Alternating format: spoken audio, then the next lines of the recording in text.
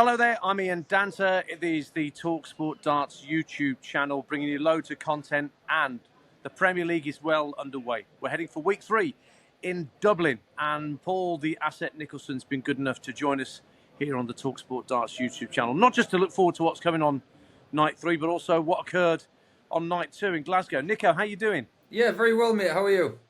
Yes, all good, thank you. I'm just sat in the cold here at St Andrews ahead of a game on Tuesday night, but we're looking ahead to Thursday. But before we talk a bit about Dublin, there's a few things that we need to clear up from Glasgow. I think we better get the elephant in the room out the way first, and that was the statement that the PDC issued about the whistling, the all-manner whistling that you and Chris Mason and Chris Murphy were commentating on the YouTube channel last Thursday. Was the statement strong enough from the PDC in your view?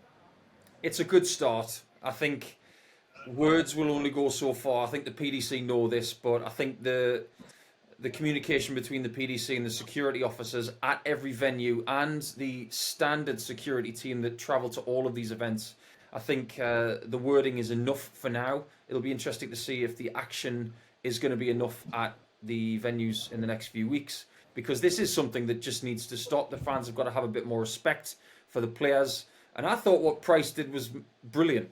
I think the reaction from Humphries and Price was one of, do you know what? There's nothing we can do about it, so why don't we just try and take the lighter side of it? But ultimately, we need it to stop. I think the Sporting Life column that you wrote, Paul, about Gerwyn last week, I know he's not sort of quite got on the board yet in terms of the Premier League, but yes, I can clearly see what you're seeing in terms of his appetite for the sport having returned in recent times.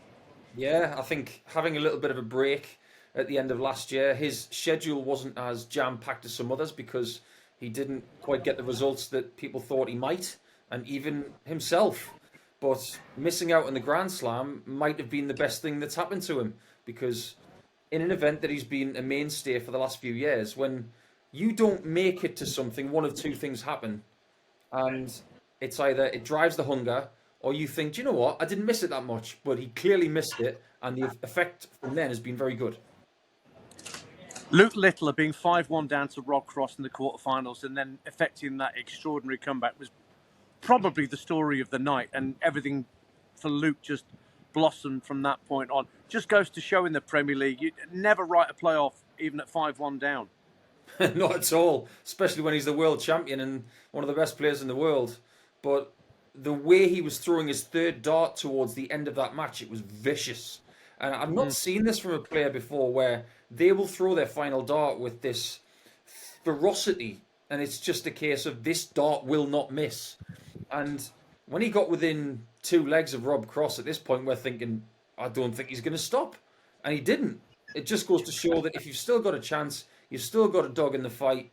Luke Littler can do whatever he wants, but Cross couldn't finish the job, and Littler could by the end of the night. So let's get on to Thursday night in Dublin, which is live both on the talkSPORT Darts YouTube channel, and also we'll have live coverage on talkSPORT 2 starting at 7 p.m. Myself and Abigail Davis and Scotty Dog, Scott Mitchell, will be your commentary team. Let's start with, we don't want anybody to get cut adrift at the bottom of the Premier League, say like Peter Wright did, Nico. But Stephen Bunting has got Luke Humphries in the quarterfinals on Thursdays, and of course no points yet for Bunty, 10 years on back in the Premier League. He's not been playing badly though, has he? Well, none of the 8 players have played particularly badly so far, have they? Not at all, but you are playing the best in the world every week, no fail. And this is something that Nathan Aspinall has been talking about. There's no place to hide. So if there are tiny, tiny cracks in your arsenal, you could be exposed. And Bunting has played some pretty good darts up to this point, but he finds himself bottom of the table. And some people might think that him playing Humphries in the first game in Dublin is a bad thing. I actually don't think it's a bad thing. I think sometimes you need to play someone you're a tiny bit more familiar with. And Bunting knows Humphries very, very well. So my advice to Stephen is get yourself to 5-2 up. Because if you go 4-2 up, you run the risk of what happened in Glasgow, because when Humphries was 4-2 down, he went into overdrive, averaging over 120 for a 4-leg burst. My word, it was something that left myself, Chris Murphy, and Chris Mason just jaw on the floor. So, Stephen, if you get a good jump in this game, get to 5-2 up and give yourself a match chance. Otherwise, you might not win this one. For those that aren't aware, the Premier League mixes and matches the way that the quarterfinals get divvied up. So, for example, we won't get a Humphreys Littler final in Dublin. It would be a semi-final where they both two get through their quarters. Has anybody got a particularly good-looking path that you can see through to the final on Thursday? I don't even think that exists anymore. We talk about having players at the right time. We're still only 2 weeks into a Premier League campaign of 16 weeks. And there are players playing in Rosmarlin over the last couple of days. Someone like Chris Dobie, who won yesterday, he will have gained a lot of experience of winning in the last 24, 36 hours before he goes to Dublin. So that will stand him in good stead. I mean, he's taking on Michael van Gerwen in Dublin. So a lot of people might think that Dobie might be more primed for victory there. But I don't think there's such a thing as an easier game. I just think there are some people who might be engaging a bit more with a bit more confidence than others, and someone like Dobie might be just that person. I certainly enjoyed watching the Battle of Bedlington in that Players' Championship event between him and Callan Ridds the other day that Dobie came out on top of. But although you mentioned Rosmarlin there, must mention that because Daryl Gurney's had a bit of beef with the setup in Rosmarlin. I don't know whether this is as damning as Gerwyn Price was about Wigan last year for a Players' Championship event. Does Daryl Gurney have a point? You may not have seen what the setup at Rosmarlin's like. I've seen some pictures and I've seen a couple of videos of the venue. And one thing that was a bit strange is that the communal tables for the players, which are always quite close to the playing boards and the exclusion zones, they were actually in a different room, which was a bit odd. But I did hear it was very, very cold. And the thing is, this is not the fault of the PDC. It's not the fault of the PDPA. It's actually not the fault of PDC Europe. It's the fault of the venue. This is not the first time that Rosmarlin has actually hosted an event, but it's the first time they've held something on the floor. So it's not when thousands of fans are in there warming the place up. It's sterile. It's like a library, so it's not going to be as warm. So you've got to be prepared for these kind of things. I don't know what it was like on day 2. I haven't had any reports from that, but day 1 was unquestionably cold. Having said that, if you look at someone like Jelle Klaassen, for instance, he's a great example of why he thrived, because he's always said, if it's too hot, I don't like it. But if it's cold, I won't have a problem. So it must have been cold. And as far as Chris Dobie and Callan Ridds are concerned, they live in Northumberland, for crying out loud. So the cold is just a weekly thing. Finally, we'll go from the cold and the unforgiving setup at Rosmarlin to Dublin.